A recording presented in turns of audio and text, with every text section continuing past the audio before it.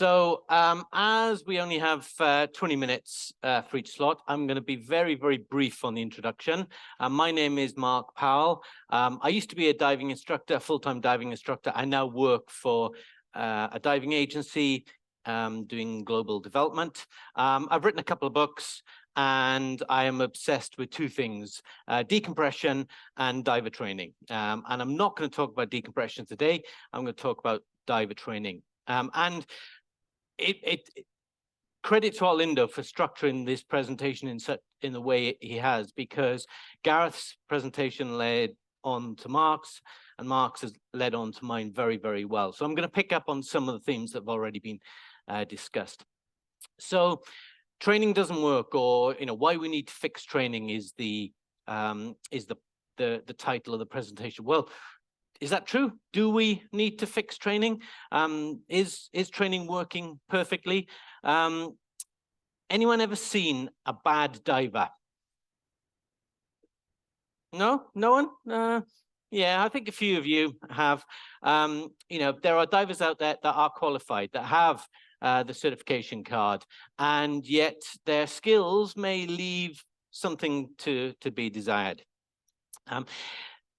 More specifically and more seriously, what prompted this talk at this show is this news story. And you can see this is very, very fresh. This is dated 20th of September. So this is only very, very new.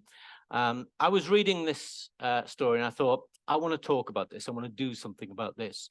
So British tourist dies. So tragically, a young lady lost her life. Rebecca Gannon was 29.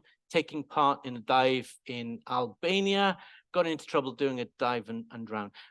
Police have arrested the diving instructor, and he's accused of safety failures and hiring an unqualified employee. Okay, unqualified instructors. Okay, now, if you've got unqualified instructors taking trainee divers in, I mean, that does sound pretty serious, doesn't it? That does sound like the sort of thing where you would want to someone to be arrested.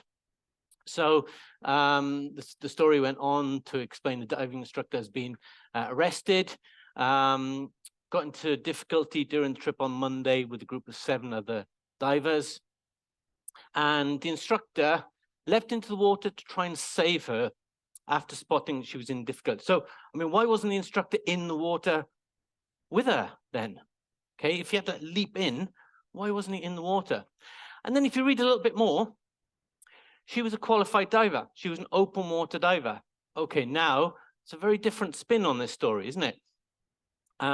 She'd been in the water for 10 minutes, got into trouble, and there was a problem with the regulator, but it was changed. And the implication is that maybe there was a problem with the equipment. Next thing, Samir spotted, she was in trouble, dived in to try and rescue her. Did all he could to bring her to the surface. She died on the surface. So actually, this is a very, very different story. Okay, this isn't an instructor who wasn't doing his job. This is, and let's just think about this for a minute. This is an instructor who's currently under arrest for diving in to try and save a fully qualified diver.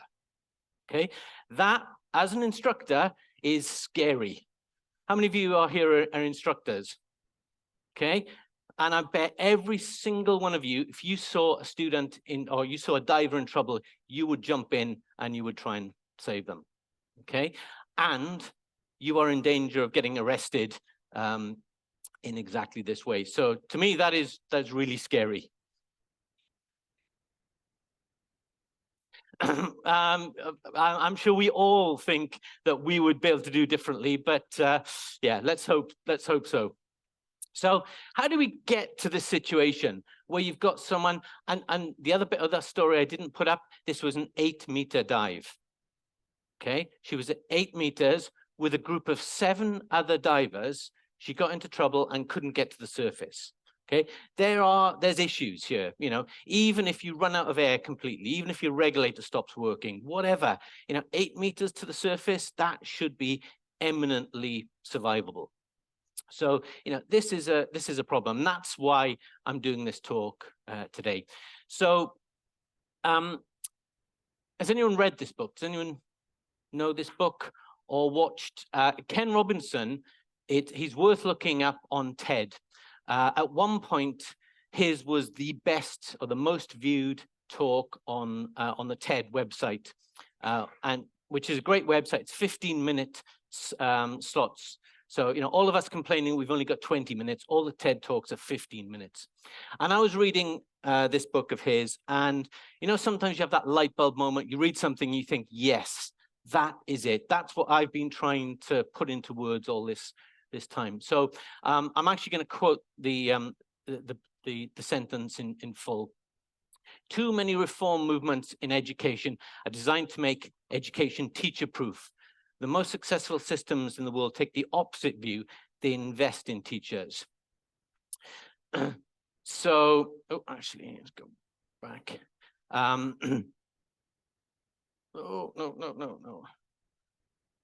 no. Okay. There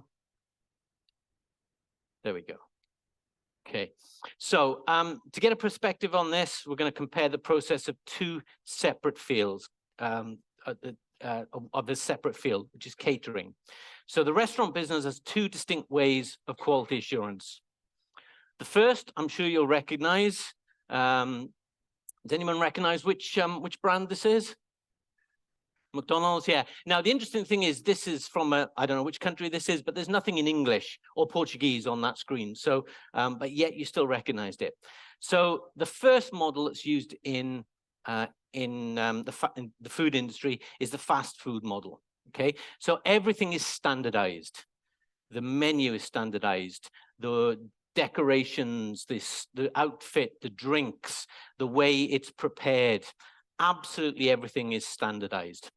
And I don't know if you've eaten at McDonald's, but very often the food is terrible. It's unhealthy, and it's contributing to obesity and diabetes across the world. But at least the quality is guaranteed. So that's one model. The other model is the Michelin guide model. So here, the guides establish criteria for excellence, but they don't say how the particular restaurant should meet those criteria. They don't say what should be on the menu, what the staff should wear, or how the room should be decorated. All of that is at the discretion of the individual restaurant. The guide simply looks at the criteria and applies those to each restaurant. And then they're judged not on some arbitrary standard, but by experts who actually know what they're talking about. The result is every Michelin restaurant is terrific. They're all unique and different from each other. Okay, and one of the essential problems for education is that most countries subject their schools to the fast food model of quality assurance when they should be adopting the Michelin model instead. You could replace, you know, one of the problems for the diving industry is that most agencies subject their diving centers or schools, and it still reads exactly the same. Okay, so I remember reading that in Ken Robinson's book and thinking, yes, that's exactly it. That's the problem that that we're fighting against. So this is this is reflected in the tick box mentality. So what I mean by that is it's a sort of you take the standardization process and take it to the extreme. You know, the standard says you must be able to clear your mask. So if you can clear your mask, I can put a tick in that box and move on to the next thing. And we end up teaching skills instead of divers. What we should be doing is teaching divers, not skills, teaching people to be divers.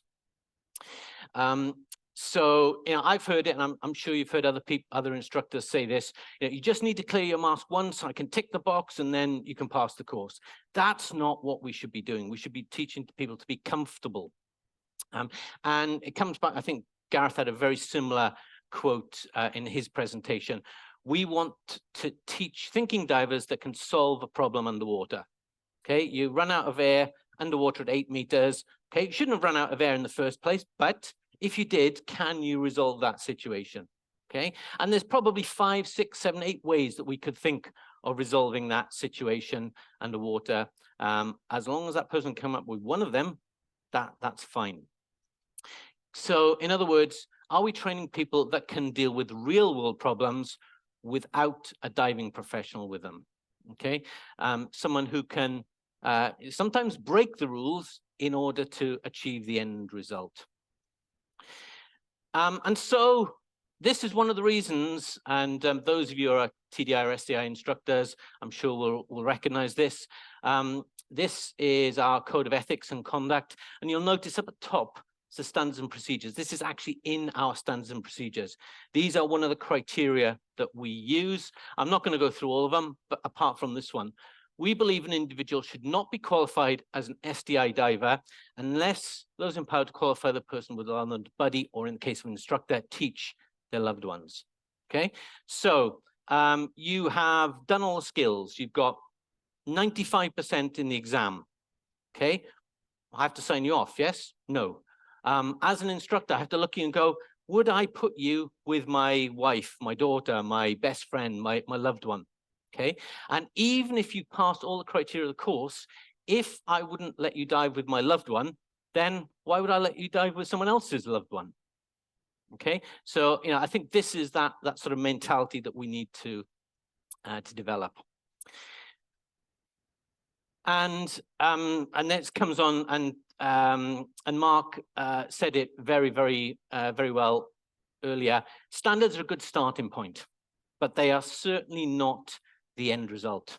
Okay, it's a starting point. It's a minimum, not a target. And let me put that another way. It's the lowest possible level you can get away with. That's really what we're talking about. It's the worst job we can do and still be considered good enough. Okay, so when someone says I teach to the minimum standards, that means I'm doing the least possible work that I can get away with. This is not what we want by any means. And yet what we're getting in the industry is this, people are dropping down to the minimum standard, and they are teaching just what is in the minimum standard. The standard is the target, which it shouldn't be. So an example of that is ratios. What's the maximum number of students you can have in an open water course? Anyone? 8? Yep. Many agencies have 8. When can you have 8 students in an open water course? Say again? No, this is without. You can have more with a certified assistant.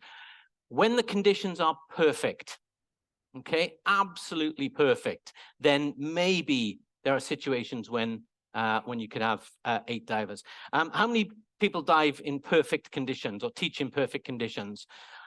I dive in the UK, so obviously it's always perfect in the UK. We never have any current, no restricted visibility, and all my students are perfect. Okay. No, you are almost never in perfect conditions, so you should never have the maximum number. So some people say, well, why don't we bring that number down? And actually, the times when you want 8, and I have been in this situation before. I've been teaching 3 or 4 students, and there's another instructor that is teaching 3 or 4 students over here, and they have a problem with one of their students, and we may combine the groups. Okay, well, momentarily I've got 7 students or 6 students. Okay, yeah, in that sort of situation, I want to be in a position where I am still within the standards. It's not a target. Same thing with time. Minimum time for dive is how much? 20 minutes, 15 minutes, some agencies, actually many have 15 minutes, with a total of, it might be 80 or 90 in total. So does that mean each dive should be 15 minutes? No, 15 minutes is the absolute minimum that you can get away with. So quick straw poll. How much in water time do you think the average diver takes? Not the best, not the worst, the average. How many minutes in water, in open water, do you think the average diver takes to become competent at open water level?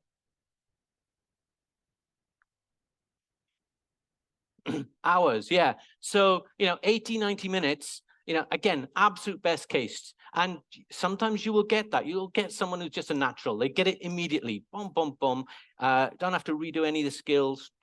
For anyone else, you want to be doing more than that. Number of dives, 4 dives. Okay, that's not a target, it's a minimum. Okay, 4 dives for a reasonably good, competent student is okay. Many divers are going to take 5, 6, or 7 dives. But that's not the way the industry is going. We are headlong on a race to the bottom. And as you can see from this diagram, this is not a race you want to win. This is not the race that you want to be in. You want to be in a completely different race. Now, if you think I'm exaggerating, Learn to Dive, and I've blocked out the name of the dive center, but these are genuine adverts that I found in a fairly brief Google. Become an open water diver in 3 days. Okay, well, first question, why as an industry are we obsessed with open water? Okay, well, we want to train divers and we want to bring people into the industry, and open water is the way to do it, isn't it? So, if we want to bring people in and my competitors are cutting down their prices and the length, then I have to do that if I want to stay in business. But this is, again, coming up with this race to the bottom. So open water in 3 days. Oh, I can beat that. Open water in 2 days. So this is cut and paste. And again, I blanked out the name of the agents, the name of the dive center. This is cut and paste from a dive center's website on how they structure an open water course in 2 days. 7 a.m. on the first day, we'll take care of any outstanding paperwork, because the paperwork's the most important thing. And then straight to the pool. Where's the theory? Where's the, this is what we're going to be doing. So I'm assuming that they've done e-learning here. Okay, that is the biggest mistake. They are assuming here that by doing e-learning, you don't need to spend time with the diver. SDI was the first diving agency to introduce e-learning. We have more experience with e-learning than anyone else in the diving industry. And we started off by saying that, do e-learning, you can cut down your face-to-face time. And very quickly, we realized that just does not work. Anyone who's telling you that e-learning cuts down or removes the need for face-to-face time with a student, they really don't know what they're talking about. You still need to spend time reviewing the materials. You can be more focused. You can review what they got wrong. You can talk about the local conditions, but you absolutely need to spend time with them. So yeah, this is why we are producing divers who cannot dive. Does anyone disagree with me? Does anyone think that we can produce a competent diver with that time scale? No, I don't think anyone would. Okay, so the other reason, this is a slight variation on a talk I've given previously, and the justification for that talk was this gentleman. Does anyone recognize this gentleman? The Brits should.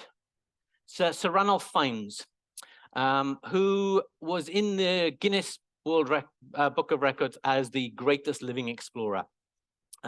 Amazing gentleman, and I taught him to dive for a project that he was going to be undertaking. And after we finished the open water course, he asked me, am I a diver now? And I hesitated, and I said, well, and I basically didn't want to say what I was really thinking, which is, no, you're just starting out on your journey. And he said, because the reason I ask is I did a climbing course, and I asked the guy there, am I a climber? And the guy said, absolutely not. No, you have done enough to start learning. Okay, and which is exactly what I wanted to say. But I hesitated. Why? Because that's not the way we pitch things in the diving industry. So, we are not creating divers, we're creating people with an open water certification. The thing is, though, a lot of times that isn't what they actually want. It's not the right thing for them. It's not what they want. How many open water divers want to dive with a dive master the majority of the time? Okay, those of you who run dive centers, I'm sure you see it. You get someone, where's the dive master? Who's going to take me diving?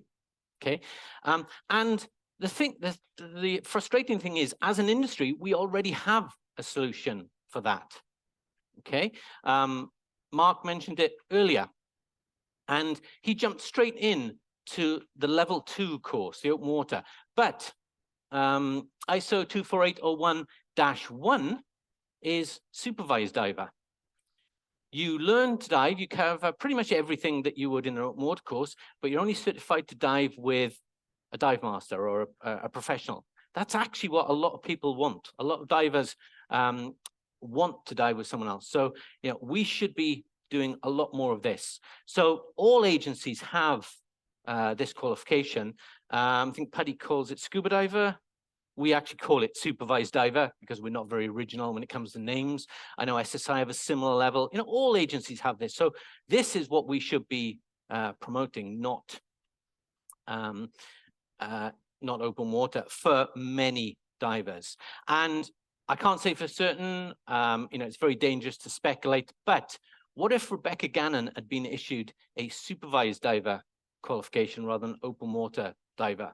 It's an interesting consideration. Okay, so my goal from this, from what I do, is to try and make things better in the industry. So my challenge to you is to be part of the solution and not part of the problem.